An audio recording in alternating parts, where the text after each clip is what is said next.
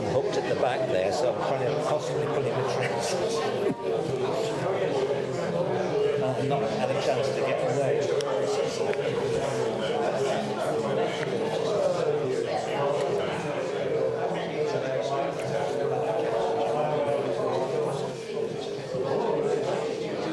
Good evening, everybody. Welcome to Neville Hall, home of the North of England Institute of Mining and Mechanical Engineers. It's for the distant people, really, David. Sorry. And we have got great attendance. Thank you very much for all you people from the Newcomen Society and from other organisations that have heard about the talk. We're getting a bit of feedback, aren't we? Is your mic on yet? No, mine's off. Well, you said it sounds like yours is on. I'm getting a little bit of feedback there, so yes, I think it is. So, welcome to the meeting. Our president, unfortunately, is detained and won't be able to open the meeting, but please do have a look at our YouTube channel to see what other events we've got on coming up. So I will now hand over to Dr. John Sorry, one more thing. Fire escapes, please just come out the way you came in. Please turn your phone off. How much is the fine, Rick, if the phone goes off? Because it's inflation, you know, since last time it happened. But if you want to ask a question at the end, please hold your questions till the end of Les's talk. And when you get handed the microphone, please give your name. And it's for the benefit of the people attending remotely and the fact the recording will be made available to people on our YouTube channel. Okay, so please do wait for the microphone before you actually ask the question. And if you've got a follow-up question, please use the mic. Okay, so please use it. Otherwise, it makes the recordings very, very difficult. I'll bring the mic round. If you put your hand up, I'll bring the mic to you.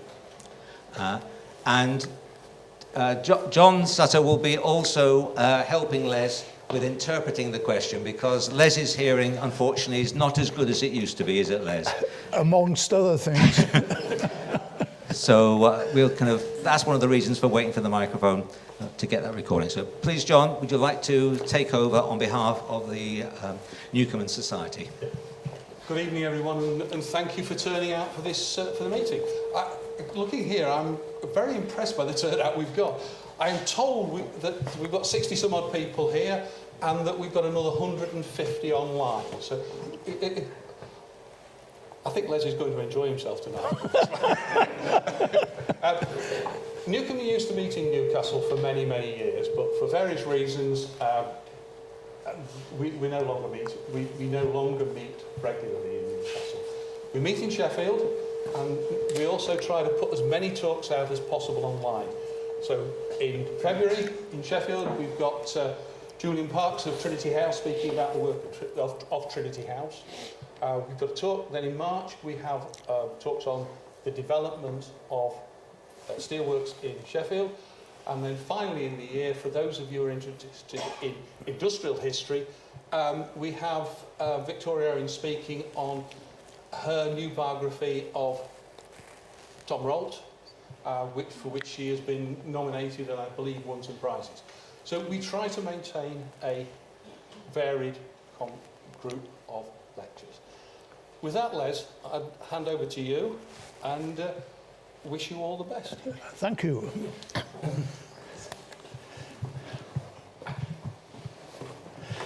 Good evening, ladies and gentlemen. Can you hear me? Yes. Good. The popular conception is that the opening of the Stockton Railway was an event of international significance. The purpose of my talk tonight is to present evidence to question that view of history. For example, if we ask the question, what was new about the Stockton Railway? It certainly wasn't the railway. It was not the railway system. It was not the fact that it was a public railway. not that passenger travel took place, not that steam power was used, not that locomotives were used, and not even that passenger trains hauled by steam locomotives took place on the Stockton and Darlington for the first time. I thought that belonged to a Cornishman operating a railway in the Welsh valleys. However, now first of all, to understand railways in the northeast, you need to understand something of the coal trade. And the coal trade was divided into three sections. Firstly, the land sale trade, which was with the locality. The very important sea sale trade, which was with King's Lynn, London, and the southeast of England. And the export trade, which for the period that we're concerned with, was not particularly important. It rose greatly in importance with the free trade legislation in the middle of the 19th century. Now, on the map of the coalfield there, you'll see the A marking the Auckland coalfield, which was the distant southwest corner of the coalfield, which was roughly triangular in shape, stretching north of Stockton on the coast there, up to Amble, and then back to the Auckland area.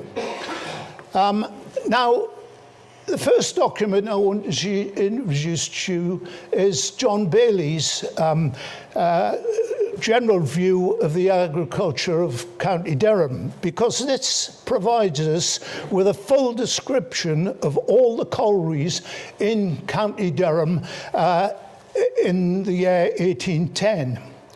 And the area of the Auckland coalfield was a collection of 21 land sale collieries, which were of modest depth.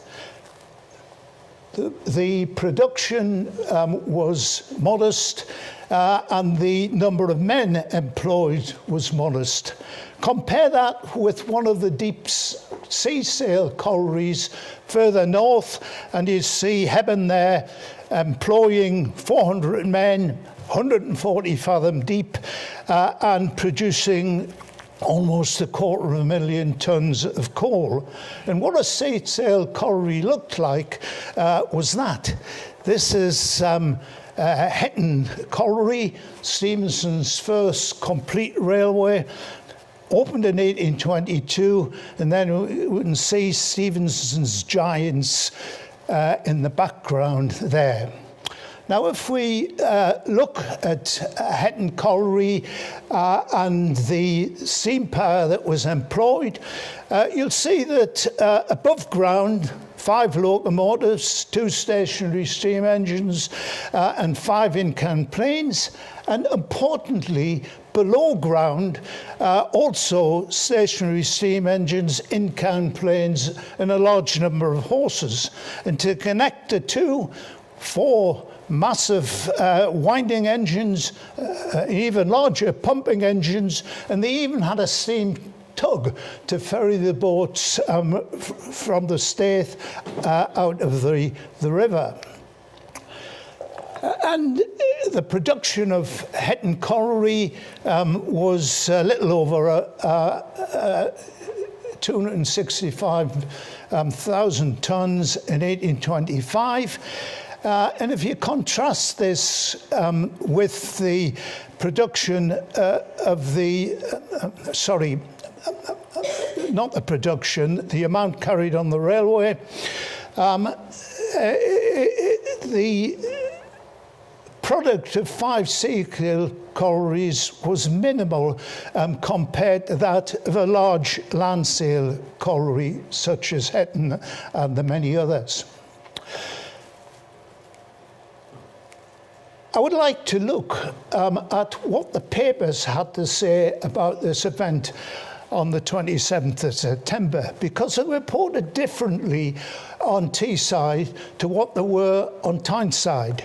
The Durham Mercury regarded this as banner headlines, a tremendous event, because people in that neck of the woods had never seen a railway, let alone seen a locomotive. But the Tyneside Courant, the episode was reported completely differently, because on Tynes, it was reported wedged between the appointment of a new surgeon to the Durham Light Infantry and the prosecution of a publican in North Shields for keeping a disorderly house.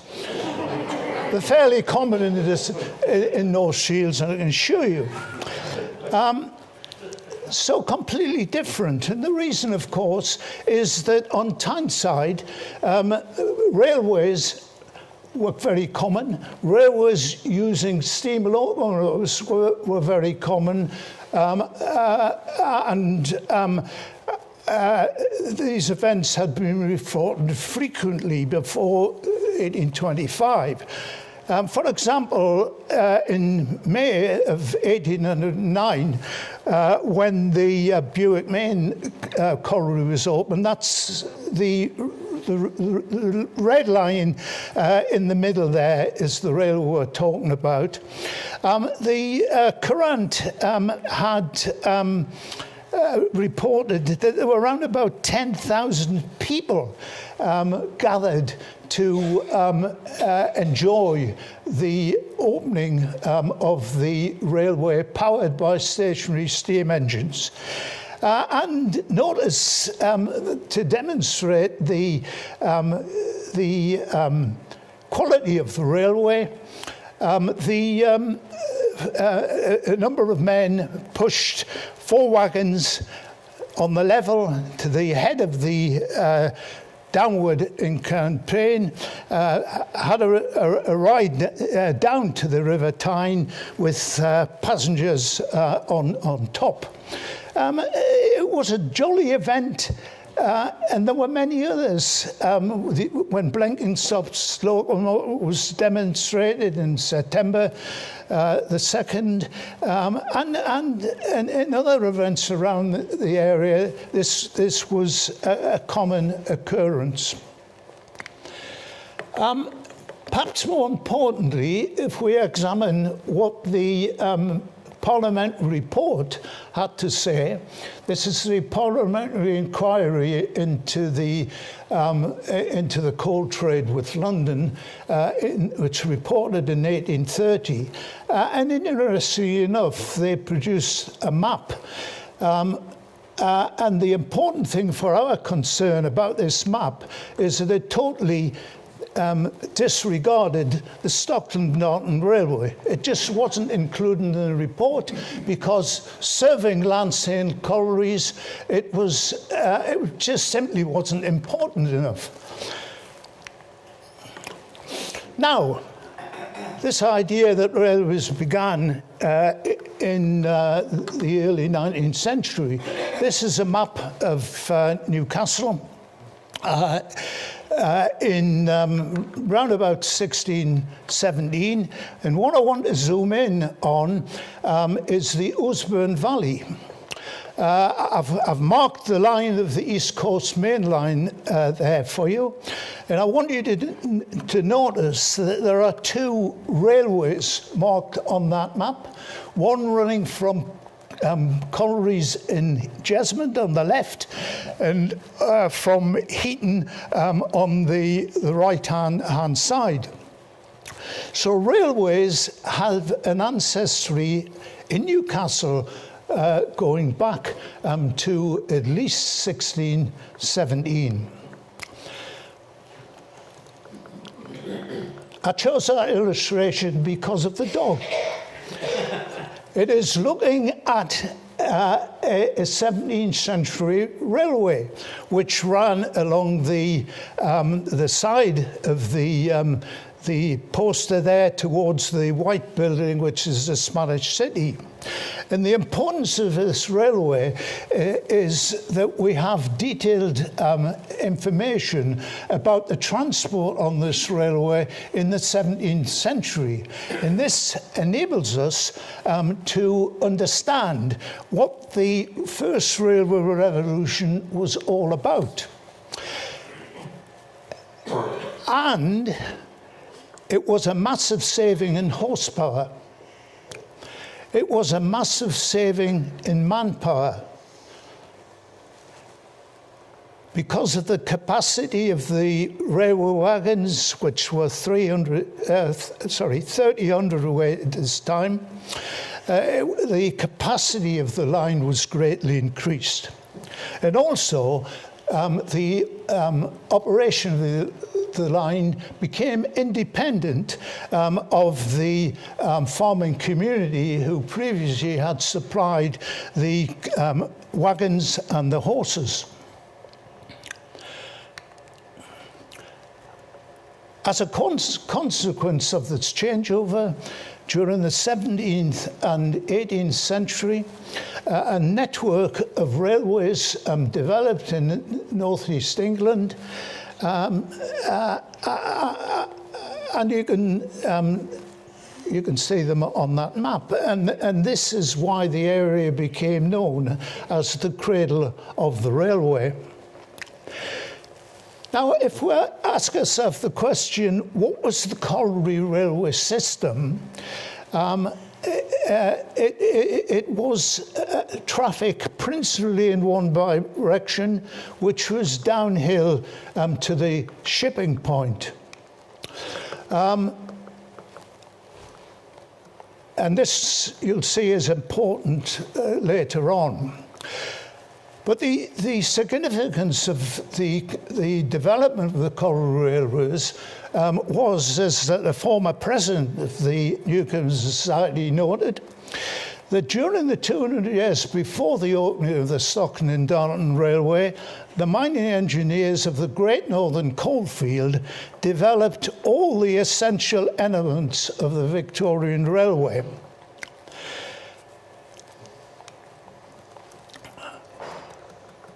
And I've listed a few there, but notice that they even had an engine shed, and that's the section in the centre of the slide known as the steam horse. This is on the Newbottle Railway in North Durham. But importantly, also developed the human resources, the railway men and railway women who were capable of operating a railway and capable of handling steam engines. And isn't it significant that the first named railway person we have is a gatekeeper on the Wickham-Glebe railway line, which became part of the Tanfield Railway, and she's noted in the parish registers because two of her children were killed in an accident on the crossing gate on the Wickham Highway Road. Now let's have a look at the Stockton and Darlington Railway. This piece of evidence is the Robert Stevenson and John Dixon survey of the line, which was submitted to Parliament in 1823. And the first thing to note is that the Stockton and Darlington Railway didn't go from Stockton to Darlington. It went further west, as we'll see in a minute, and Darlington, like Croft and Yarm, were linked by branch lines. And that's the western section of the line. This was a single line railway with two stationary steam engines, one at Etherley and the other at Butterley. And the design of the railway was such that most of the traffic from Shildon towards Darlington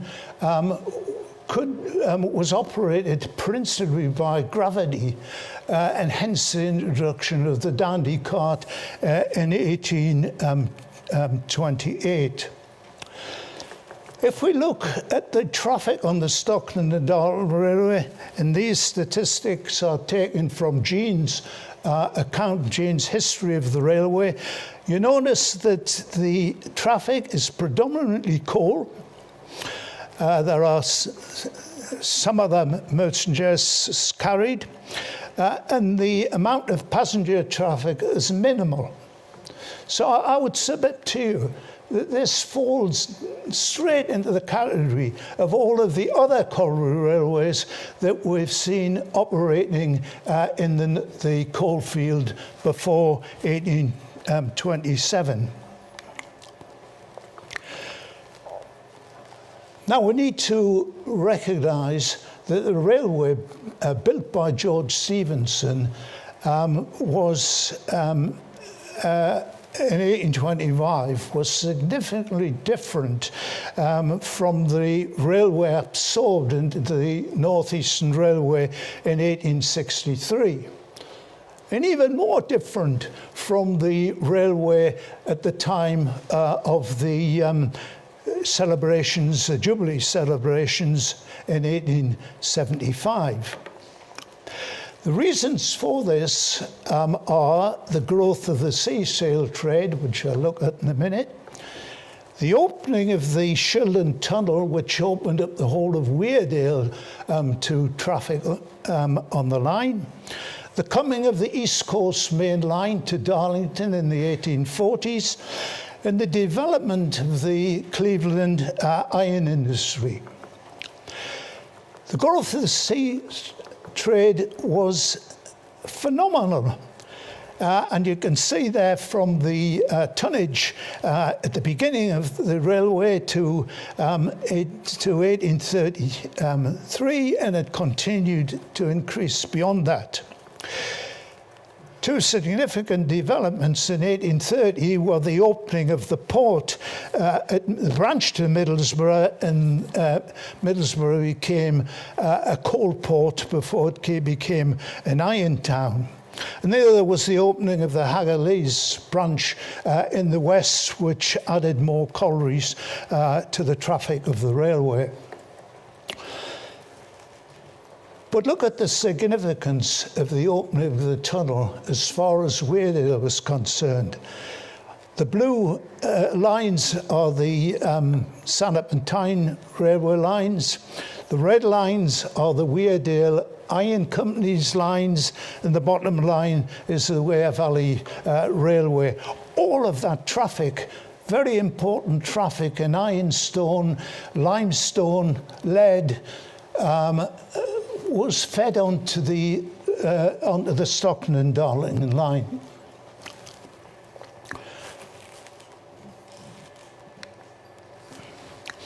So, what the North Eastern Railway bought was a massive development upon what George Stephenson had built. And I think this is significant because the perception of those people that were organising the Jubilee in 1875 was this, not what George Stephenson had built. My view is the reputation of the Stockton and Darlington Railways is based upon fake news and ignorance. And I say that in all seriousness. The Jubilee of 1875 was significant because the North Eastern Railway allocated to a committee led by the Peace family £5,000, £5,000, which in today's money is equivalent of about £250,000. My view is that commercial organisations don't grant that sort of money without expecting something in return. And the North Eastern Railway was no different. But why have a jubilee in the first place? Because there'd been many jubilees before 1875 that were not celebrated. Hetton, for example, Wylam had 2 and Tanfield had 3, but these weren't celebrated. So why did the North Eastern Railway decide in their April meeting in 1875 to have a jubilee and erect a narrative of history which is with us today? Was it that they recognised that the Stockton and Darlington Railway was a link to the past, which no other of the companies at that time had? So by using the Stockton and Darlington Railway and inventing this idea that somehow it was the first railway, that they developed the kudos for the company. Certainly that's the narrative history that's come out of it. So what was this event? Well, first of all, there was a banquet. Then there was an exhibition at North Roads Works of locomotives. There were excursions to various places of interest, and there was a book written by Jeans entitled The Jubilee Memorial of the Railway System, a history of the Stockton and Darlington Railway. By the railway system, what was meant by Jeans was that in some way or other, the Stockton and Darlington Railway was foreshadowed the modern intercity railway, which was existing in 1875. Who were invited? Who were the guests? They had the sights high. Members of Parliament and so forth, chambers of commerce, and members of Gladstone's cabinet. In other words, they were inviting the political and economic elite to join them at this event. The workforce were invited to a firework display and the unveiling of a statue of Joseph Pease. But let's turn to the main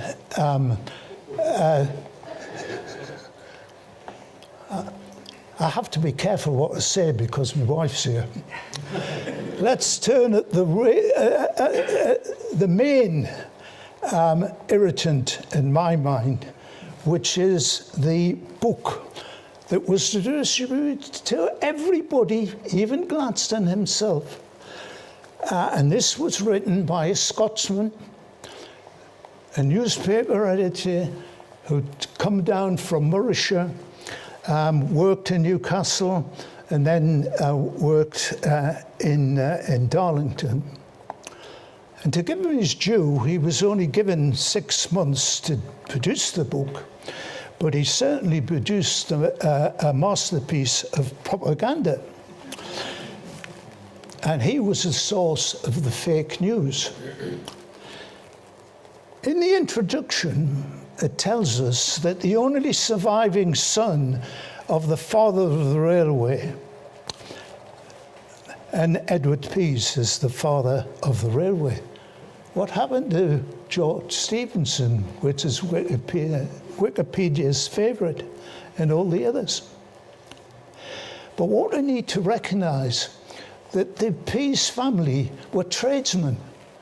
They weren't in the same league as the great owners of the sea-sail collieries further north, the Londonderrys, the Lambtons, the Ravensworths, the Blacketts, and so forth. And in an age where social distinction was important, the position of the Pease family is important to recognise. They were minor owners of a railway that served minor collieries in comparison to the Lambtons and the Londonderrys that owned Seakill collieries and had major railways much more important than the Stockton and Darlington. Let's have a look at some of the other statements in this book. We're told that it contains brief biographic sketches of the pioneers of the railway system. Edward Pease, as we've mentioned, Jonathan Bankhouse, the first railway banker, Sivertson, the first railway engineer. What about Buddle? What about Chapman? What about William Baum? What about Richard Peck?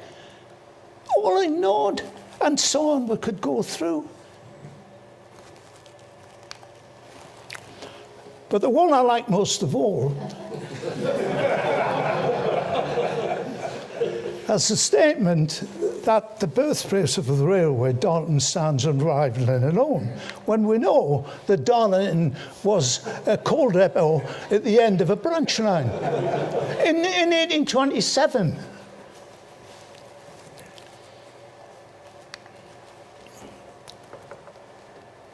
It also tells us that 50 years ago, 1825, the railway employed less than 300 hands.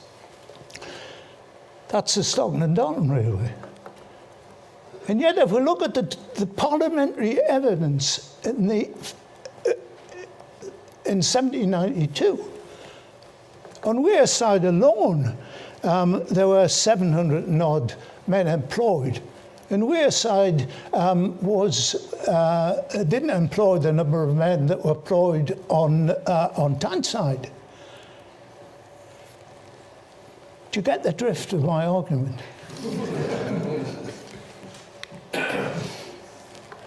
Now, what about the ignorance side?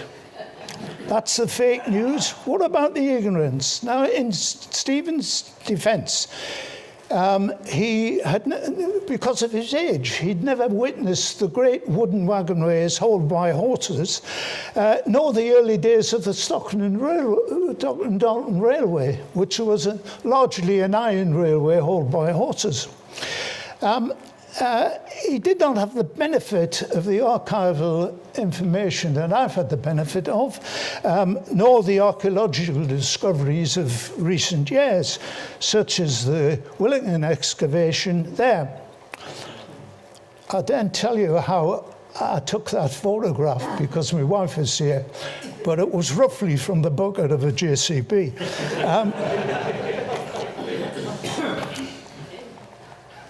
But you know, the discovery of that was a life-changing moment, certainly for me, in the sense that I've really realised what these early railways were like.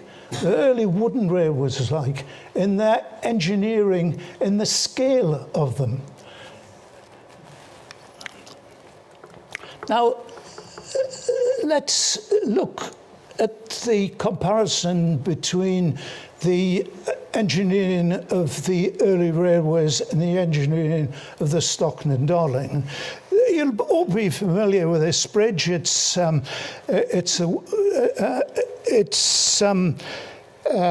preserved now in the National Railway Museum, but its size is roughly 60 foot, and you're perhaps even more familiar with this one, the Skern Bridge, with the train crossing on the inaugural day. Now, this is an illustration made for the celebrations in 1875, and historically it's totally inaccurate, because the bridge actually collapsed in 1828 and had to be supported by this big revetment. It's on both sides. But you see, we're constantly faced with the being fed with false information as a result of the Jubilee celebration in 1875. Now, that again was round about 50 foot in length. Compare that with that. This is on the Pontoff Railway down to Derwent Half, and there you have the high-level bridge before Robert Stevenson's high-level bridge, round about 300 yards in length. And I mean, I could pick many other examples, but that's a priceless one. Let's just have a look at a particular railway line, the famous Bucksnook Railway, running from Burnett Field, roughly Burnett Field, down to the river at Swalwell and Derwent Half. That's the bridge across the Wickham Road, and that was 296 yards in length. Massively bigger than anything on the Stockton Darlington. Follow that towards Swalwell, and where the Wigan Golf Course is now, and you can still see the embankment, is the bank of earth across Snipes Dean. And follow it on a bit further, and there's the bridge across the Derwent, taking the railway to Derwent Half Stace. In themselves, massive engineering works. That's what a Staith looked like. That's Leamington. But there are 5 of those at Derwent Half. The point I'm trying to make here is that in terms of civil engineering, the civil engineering on the wagonways was much bigger than anything on the Stockton-Darlington Railway.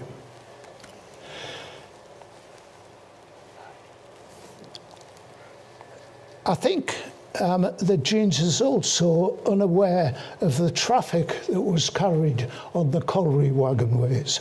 I just list a few there, and I list the Stockton and Darlington Railway at the top. Now, I don't know what the land sale traffic from the ones below Stockton I don't know what it was because it's not recorded. What we get our information from the records of the Ven, that's the sale of coal from the river, and it doesn't tell you what the land sale traffic is. But you can see that the wagonways were carrying significantly more traffic than the Stockton and Darlington Railway was. But most of all, he was ignorant of William Thomas and William Thomas' vision, which he delivered in an address to the Literary and Philosophical Society on the 11th of February 1800, quarter of a century before Stockton and Darlington. We'll have a look at this in a moment because it provides a blueprint of the modern railway system. But first of all, a few words about William Thomas himself. He was a Welshman. And this is interesting for a number of reasons. One is that the only plate railway, which was typical of Wales, that you get built in the Northern Coalfield, was built on the line, the Wylam line, where Thomas was a consulting engineer. Didn't Blackett try to get a Trevethick engine built for the Wylam Railway in 1805. And you see the influence of Wales and Thomas in this. So then, he was the viewer and land steward of the Montague family, consulting each of the Bracketts, and a founder member of the Leighton Phil. And that is important to recognise, because the Leighton Phil was more than a local society. It had members within Britain and beyond, as far as the Carolina in the west, and throughout Europe and St. Petersburg in the east. And this network is significant because of the spread of ideas, and it's significant because of the spread of the idea of the railway. Thomas worked at the East End and Colliery, the Montague Colliery, which you can see right in the centre of the slide there. This is a slide, this is a map that was drawn by William Gibson in the very year that Thomas arrived at East Denton. And the first thing you note about the map is the extensive number of railways that existed at this time. Now, what Thomas proposed was that using the proven technologies of the colliery wagonway and the canal, a new form of public transport could be built for all types of goods and for passengers. And he proposed this in 1800. And he used the example of Newcastle to Hexham as his illustration, because conveniently, there was a debate in the 1790s about the introduction of a canal, the building of a canal between Newcastle and the Solway, and the statistics were available for him to do the report. And what he was proposing was an iron railway that should be built on the level. Remember that the colliery rails were built on a downward slope, because most of the traffic was in the downward direction. It should have two separate lines, what today we would call an up and down line. And there should be passing loops on the outside of both of these lines to enable slow traffic to be overtaken by the faster traffic. And he even proposed stations between Newcastle, Headon on the Wall, and Corbridge. A completely different system to that of the colliery railways, and that was built and operated by the Stockton and Darlington Railway. Now, if ideas inspire revolution, then I would suggest to you that the talk that Thomas delivered on the 11th of February 1800 and is the starting point for the second railway revolution, rather than the 27th September 1825. Another piece of evidence that I'd like to look at is the tourist guide to Newcastle in 1807.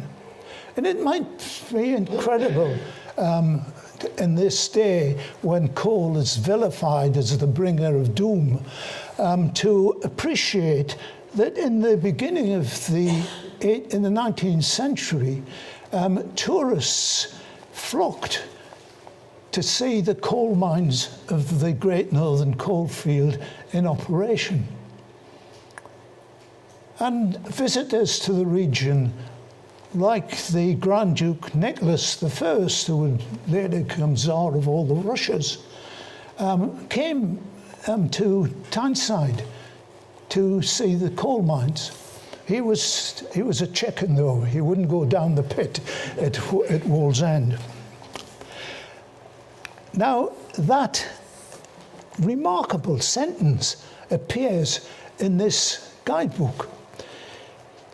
Kenton is so much easier of access than others, from it being only one which you can enter by a tunnel or railway, and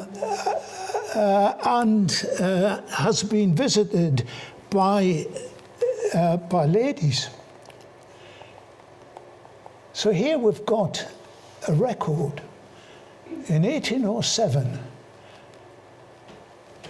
of rail transport carrying passengers a long time before Stockton and Darlington.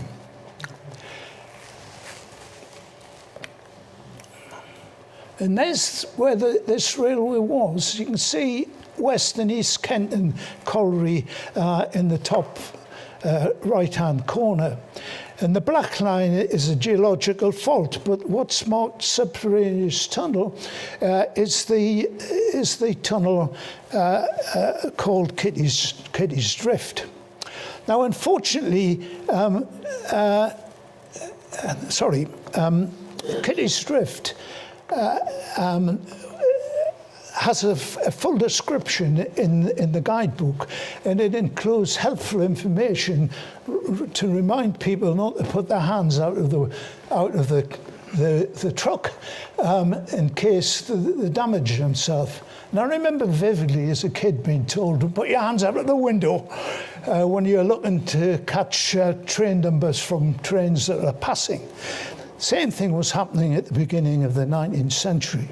Now, unfortunately, Blenkinsop, Christopher Blenkinsop, who was named after, got his sums wrong, and the drift landed 111 feet above the coal seam, and hence the need to have a steam engine underground.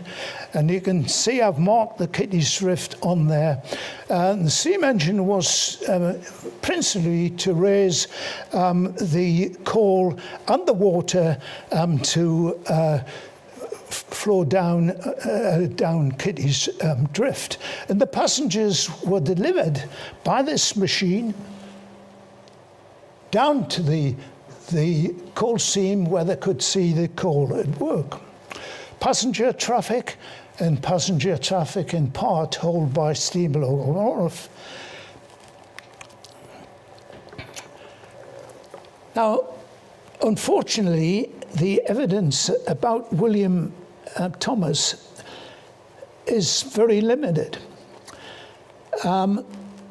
But his obituary is printed in the report of 1825 in the Lytton Phil, and it stated that his business commitments had prevented him from putting his ideas for intercity railways into practice, but others did, and notably, of course, a fellow surveyor, William James, who projected a dozen or so railways, including the Liverpool and Manchester.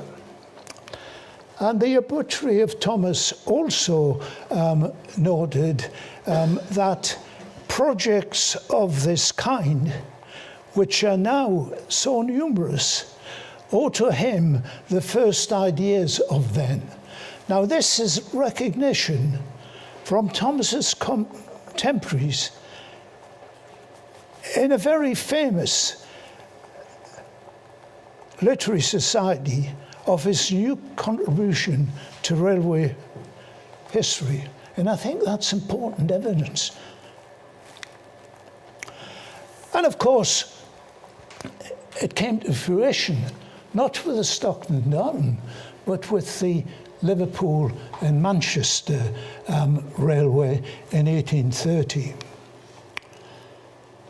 Now, when I travelled to Edinburgh, I frequently look back at the exciting times I had on the Newcastle to Edinburgh line as a train spotter. And that's a photograph I took 69 years ago.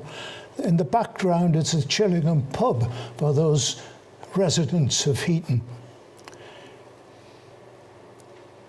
But what I would also like to remember, apart from the age of steam, is the age of the horse.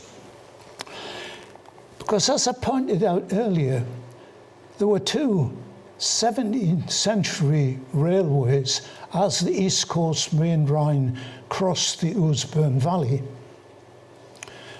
And this, although I didn't know at the time, was taken on the site of an 18th century railway serving Heaton Colliery. And as they say to Pacific, pounds its way around Robert Stevenson's curve on the East Coast Main Line and makes its way north to Edinburgh. It actually crosses another 4 18th century railways. So then, let's get the narrative of history right. It didn't all start with the Stockton and Darlington Railway. Let's have a new narrative of history, which is not Railway 200, but Railway 400 plus. And the final item is an advert. Thank you, ladies and gentlemen.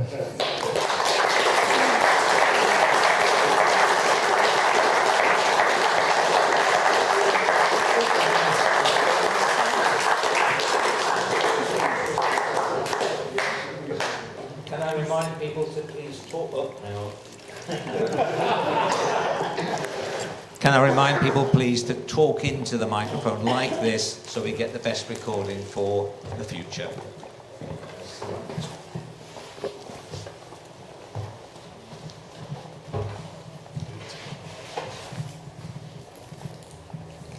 Thank you, Les. Fascinating. John Beatty. Can you hear me, Les? No. I heard it was fascinating. Thank you. I've got to suggest that the real revolution in 1825 was none of the things that you've said, but actually Bedlington rails. The Bedlington rails were used for the first time on a major railway. Well, actually, that's not true. Well, it's not. I know it's not true because it started in 1819 with Jackie Birkenshaw's patent of the wrought iron rails, which were used on the. What's happening here? A bit of feedback. That's just a bit of feedback on the microphone. Yeah. They were used on Little Bridge Railway and of course also on the Stockton Darlington. Anyway, that's just to throw in. Yeah, I mean, you're correct in saying that malleable iron rails were used for part of the Stockton-Darlington Railway. But they were used on Willeford, the Willeford Colliery line before that, and of course they were used in the Earl of Carlisle's railway on the Brampton before the Stockton Darlington. Excuse me, I must have some gin. Cheers.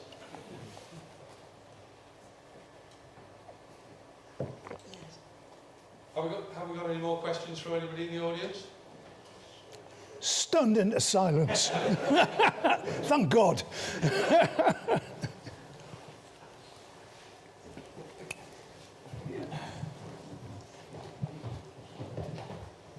Perhaps a little bit of a funny question. Richard Bernard from Heaton, by the way. I'm just wondering if you need a protection squad Well, it's funny. It's really funny you should say that, because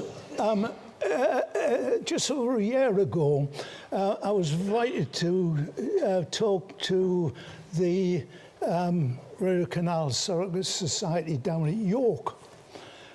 And you're not going to believe this, but when I got to Newcastle Central Station, the train was diverted from Darlington down the coast.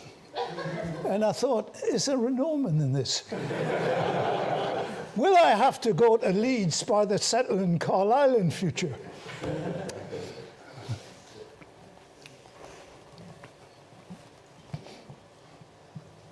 Anybody else got any questions for Les or comments? There's a remote. There's a remote comment here asking, I would like to ask if all the maps and imagery will be published in the forthcoming book. The answer to that is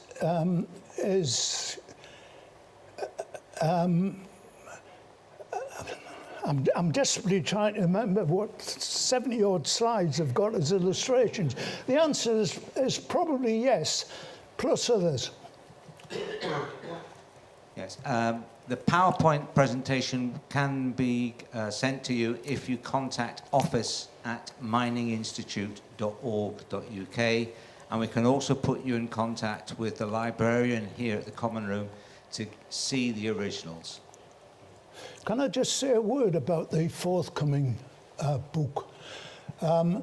It will be the last in the early railway series that we've been publishing over a number of years now.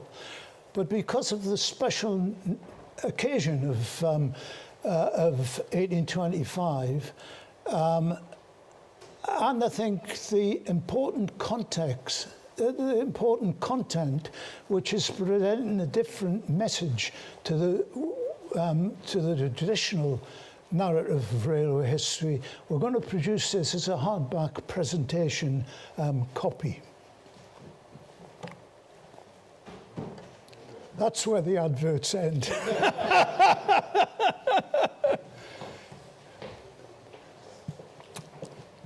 Yes, I'm just wondering.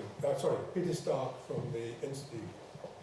I'm just wondering whether, given the nature of the investigation that you've done and the conclusions you've come to, whether the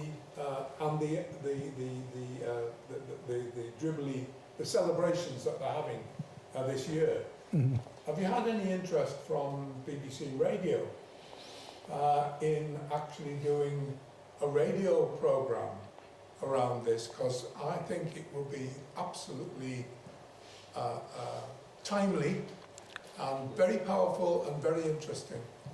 And I just wonder whether it's worth thinking about, maybe with the Institute, and whether there's a route through to some people that might be able to see whether that would be interesting, and whether you'd be prepared to cooperate with some early release of some of the documents to help follow that through.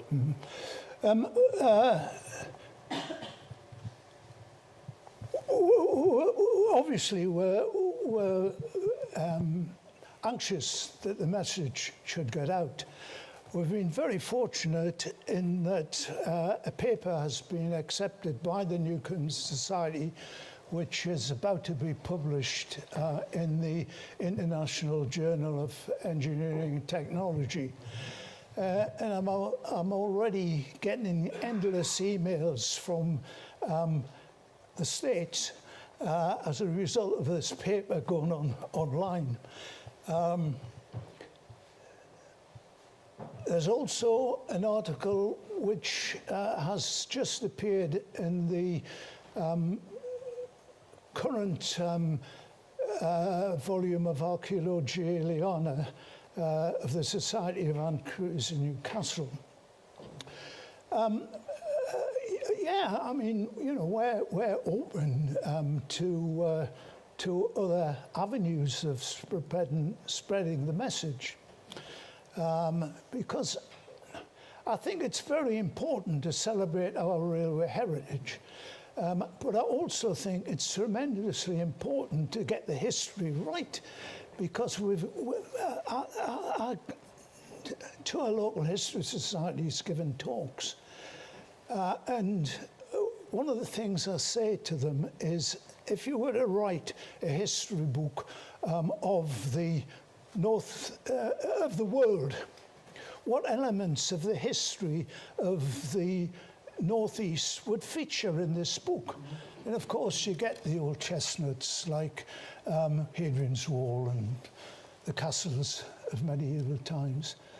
And I said, no way.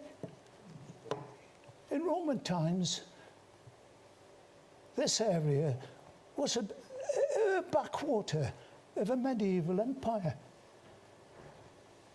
We have glorious examples of castles and cathedrals from the medieval times. But the real impact we made upon the world was during the period which we now call the Industrial Revolution. And one of the great achievements was the development of the railway and the development of the locomotive. And it's that what we give to the world. And I think it's tremendously important that we celebrate this, but I think it's also important that we get the story right. Sorry, you're winding me up. You're a self-winding. Let's go question over here for you. Hi, thanks for a very interesting talk, Les. Alistair Laws, Newcastle. You've done a fairly convincing demolition job there, but with reference to one of your slides, I'm just wondering if there is a retaining wall left standing. In other words, you said what you consider wasn't new about the Stockton and Darlington. Is there anything that you would consider to be new about the Stockton and Darlington?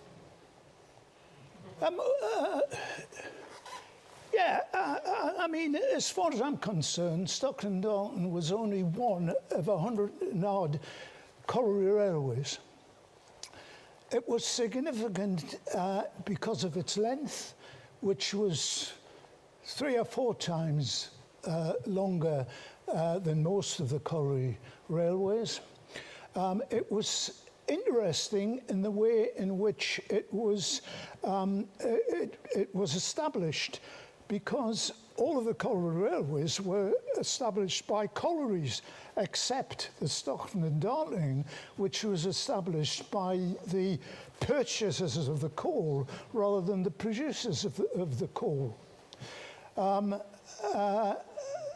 it was unique in the northeast as being established by an act of parliament, but it wasn't unique in Britain as a whole in that respect.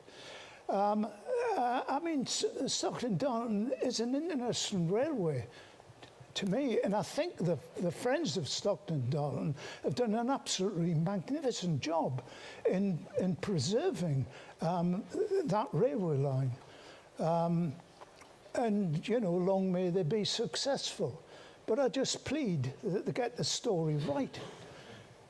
Thank you. Does that answer your question? Yes, thank you very much. Have we got any more questions?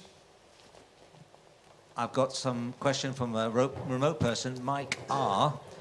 Do you think the celebration late in the year is still relevant, despite your revelation of fake news? And also, who, in your personal opinion, is the most important person in the development of early railways in general terms? And there's a third question just appeared. Oh, hey, hang on a minute. Can I answer the first one? Okay. What's the first one again? Do you think the celebration late in the year is still relevant? Well, what I think is irrelevant, because the celebration is going ahead. And I'm pleased to be able to help with some queries from friends that are putting the packaged together. I think it is relevant because I think it's relevant to use the occasion to promote the railway interest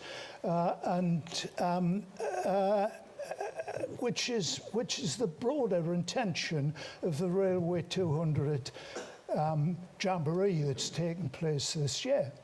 I just think we need to tweak it at the edges and get the history right, that's all. What was the other one? Who, in your personal opinion, is the most important person in the development of early railways in general terms? Well, that's a hard question to answer because what I mean by early railways, the early railway conference, for example, takes the view that this goes way beyond the Stockton and Darlington, which is fair enough. But I think my view of early railways is that they are those railways that were established prior to the introduction of the modern railway system as described by Thomas. And they're predominantly colliery railways. They're not all colliery railways because, and I want to say this because I'm aware I'm talking to people in Sheffield, because the largest steelworks in the world was in Swalwell and Winlayton in the 18th century. And there is a map exists of these works for around about 1712. And it shows a railway line linking the steel furnace with the loading bay on the River Derwent. And this is the first example I know of a factory railway. For the benefit of South Yorkshire, at the world's largest ironworks, or certainly Europe's largest iron and steel works in the 18th century. What was the third one? Forget it, Les. That was... Les, we've got one question from Felix Schmid, Newcomen Society. This is not a question for Les, but it's a question about the Bebington wrought iron. Where do I find good information on that? Tell me afterwards. Thank you. It was a question, Les, on information on the Bedlington Ironworks. Information on the Bedlington Ironworks. Longridge's place at Bedlington. There's a book by a guy called Martin. Evan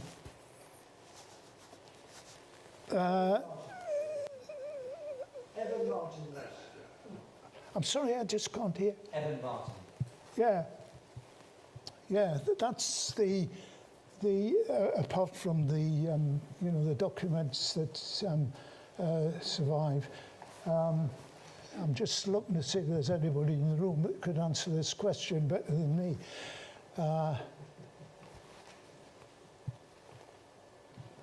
Sorry, is that okay for you?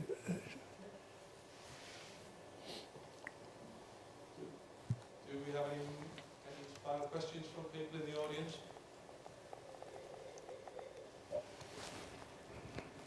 I think you've definitely floored them, Les. David, have you got any more online? No, that's it. Well, in that case, Les, it's just to me to thank you and ask for Bill to say a few words of appreciation. Thank you very much indeed. Bill Joyer from the Newcomen Society. It's nice to know that fake news is not news. So, as ever, the common thing is humans, and humans don't do everything in the way that they should. So, thank you very much indeed for an entertaining demolition job. So can we perhaps thank him again in the usual manner? Thank you very much.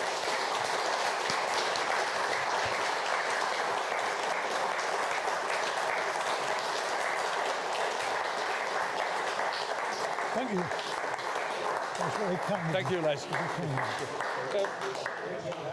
Can I, if I could just do a very quick plug for the non-Newcomen members, if you want to find out about meetings or information, go on the website, or if you go through the office, they can give you my email address and you can contact me directly, and we'll see what we can do. Thank you, Les. That was really brilliant. I really enjoyed that. I thought you might. Well, Stevenson is an example. Really, one of the problems is good old Samuel Smile.